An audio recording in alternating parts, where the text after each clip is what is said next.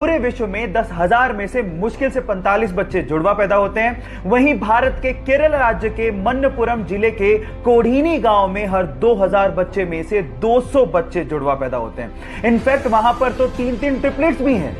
इसीलिए उस गांव को ट्विन टाउन के नाम से जाना जाता है। अब वैज्ञानिक तर्क देते हुए कहते थे कि यह जेनेटिक की वजह से होता है, लेकिन बाहर से आकर बसे हुए लोगों के भी जब जुड़वा बच्चे पैदा हुए तो यह तर्क बेतर्क हो गया। इसके बाद वैज्ञानिकों ने कहा कि यह पानी की वजह से होता है, लेकिन वही पानी तो आसपास के गांव में भी सप्लाई होता है, लेकिन वहां पर ऐसा कोई इफेक्ट दिखाई ही नहीं दिया। विज्ञान के पास ऐसी बहुत सारी कहानियां हैं जो कि अनसुलझी हैं। अब आप लोग बताइए, विज्ञान बड़ा है भगवान? चैट में लिखना मत भूलिएगा। वो एक साधारण सी गृहिणी थी और घर पे ही शास्त्रीय संगीत सिखाया करती थी। 2013 में अचानक से वो एक बीमारी का शिकार हो गई और लगातार 2 साल तक उन्हें दवाइयां लेनी पड़ी, जिसकी वजह से उनका वजन भी काफी ज्यादा बढ़ गया था। लेकिन वो लाइफ में कुछ करना चाहती थी, इसके लिए ही घर के पास उन्होंने एक जिम को ज्वाइन किया और 7 ही महीने में उन्होंने अपना 24 किलो वजन कम किया और वो एक ट्रेनर भी बन गई। उसके बाद उन्होंने सोचा कि क्यों ना एक 6 पैक बॉडी बनाई जाए। इसके लिए उन्होंने 8 महीने की कड़ी मेहनत की और फाइनली एक रिप्ड बॉडी बना ली और एक बॉडी बिल्डिंग चैंपियनशिप में पार्टिसिपेट भी किया। गाइस, इस उम्र में ऐसा करना वाकई में बहुत बड़ी बात है। गाइस, मैं बात कर रहा हूं किरण देम्बला की, जो आज बहुत सारी महिलाओं के लिए इंस्पिरेशन से कम नहीं है। जहां एक और हम इंसानों की लालच की वजह से बहुत सारी पशु और पक्षियों की प्रजातियां इस धरती पर लुप्त होने की कगार पर है, वहीं कर्नाटका के मैसूर में एक व्यक्ति ऐसा है जो अपनी कोशिशों की वजह से पक्षियों की लुप्त होती प्रजातियों को बचाने की एक बहुत बड़ी कोशिश कर रहा है। उसने 1 एकड़ में फैला एक पक्षीशाला बनाया है, जहां पर 468 से ज्यादा प्रजातियों के 2000 पक्षियों की रखरखाव, उनकी देखभाल, उनका इलाज और उन्हें फीड किया जाता है। यहां पर जाने वाले लोगों का कहना है कि धरती पर किसी स्वर्ग से कम नहीं है। पूरे विश्व में इतनी बड़ी पक्षीशाला कहीं भी नहीं है, इसीलिए इसे Guinness book of world record का नाम भी दिया गया है।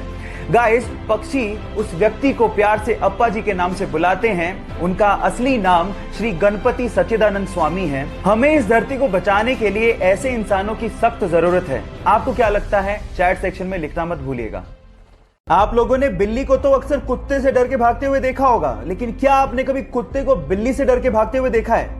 हुआ कुछ यूं कि कैलिफोर्निया में जेरेमी नाम का एक बच्चा अपने घर के बाहर साइकिल पर खेल रहा था। अचानक से पड़ोस से कुत्ता आया और उसने उस बच्चे पे हमला कर दिया और उसका पैर अपने जबड़े में दबोच लिया और उसे काटने की कोशिश करने लगा। इतने में जेरेमी की पालतू बिल्ली तारा आई और उसने उस कुत्ते पे छलांग लगा दी। इसके बाद उस कुत्ते ने डर के जेरेमी का पैर छोड़ दिया। ना सिर्फ ये, उस बिल्ली ने उस कुत्ते को दूर तक धकेला भी। जैसे ही ये सीसीटीवी फुटेज इंटरनेट पे डाली गई, वो रातों रात वायरल हो गई। उसके बाद उस तारा बिल्ली को बहुत सारे अवार्ड दिए गए और आज उसे कैट हीरो कैट के नाम से जाना जाता है। गाइस, यहां सीखने लायक बात यह है कि आप बाहर से चाहे कुछ भी हो, अंदर से आप अपने आप को कैसा मानते हो, मायने सिर्फ उसी बात के ही हैं। एक पेंगुइन प्रदूषित पानी में फंसकर तेल से पूरी तरह से भीग चुका था और भूख से तड़प रहा था। पास से जाते एक व्यक्ति ने जब ये देखा तो उससे रहा नहीं गया और वो उसे गोद में उठाकर घर ले आया और 7 दिन तक लगातार उसके पंखों को नहलाता रहा ताकि तेल पूरी तरह से निकल जाए। इसी बीच वो उसे मछलियां भी खाने को देता रहा। कुछ ही दिनों में वो पेंगुइन पूरी तरह से स्वस्थ हो गया। फाइनली वो उसे समंदर में छोड़ने गया। लेकिन वो कहते हैं ना कि इंसान एक बार अपने ऊपर किए गए एहसान को भूल जाए, लेकिन ये पशु पक्षी कभी नहीं भूलते। वो 8000 मील हर साल तैरकर उस व्यक्ति से मिलने आता है और कुछ ही महीनों में वापस लौट जाता है। गाइस, देखभाल और प्यार का कर्ज चुकाना और उसे निभाना किसे कहते हैं, आप इन बेजुबान जानवरों से सीख सकते हैं। किसी फिल्म को ऑस्कर मिलना एक बहुत बड़ी बात है, लेकिन ज्यादातर एक इंग्लिश मूवी या फिर यूं कहें कि एक हॉलीवुड मूवी को ही ऑस्कर अवार्ड दिया जाता रहा है। लेकिन ऑस्कर 2020 में रिकॉर्ड टूट गया, क्योंकि इस बार बेस्ट फीचर फिल्म का अवार्ड एक नॉन इंग्लिश मूवी को दिया गया। ये एक कोरियाई मूवी है जिसका नाम है parasites. And the Oscar goes to parasite. इसकी स्टोरी का अंदाजा आप इसके नाम से थोड़ा बहुत लगा सकते हैं। पैरासाइट्स का मतलब परजीवी जो दूसरों पर ही आश्रित रहते हैं, लेकिन कभी कभार जिस पे वो आश्रित हैं वो उसी को ही नुकसान पहुंचाने की कोशिश करते हैं।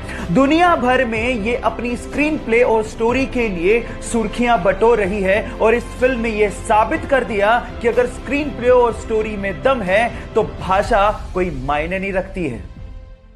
कोई फिल्मी बैकग्राउंड ना होने के बाद भी आज भी अपनी मेहनत के दम पर बॉलीवुड में टॉप एक्टर्स में शुमार नहीं था। जब उसने कहा कि वो एक्टर बनना चाहता है तो लोग उसके फेस और उसकी हाइट को लेकर मजाक बनाया करते थे, लेकिन उसने लोगों की परवाह नहीं की। रोडीज में पार्टिसिपेट किया और रोडीज 2 का विनर बना। इसके बाद वो एक सक्सेसफुल आरजे और एक सक्सेसफुल वीजे भी बना और एक शो के दौरान उसने करण जौहर से मूवीज में काम मांग लिया, लेकिन करण जौहर ने उसे ऑफिस में फोन करने को कहा। 3 दिन लगातार फोन करने के बाद वहां से रिप्लाई आया कि हम लोग यहां सिर्फ स्टार्स के साथ काम करते हैं, आप प्लीज बार बार फोन ना करें। लेकिन उसने हार नहीं मानी और उसके बाद क्रिटिकली और सोशली एक्लेम्ड मूवीज में अपनी धाक जमा के उसने ये साबित कर दिया कि बॉलीवुड में सुपरस्टार बनने के लिए मेहनत और अपने आप पे विश्वास होना जरूरी है।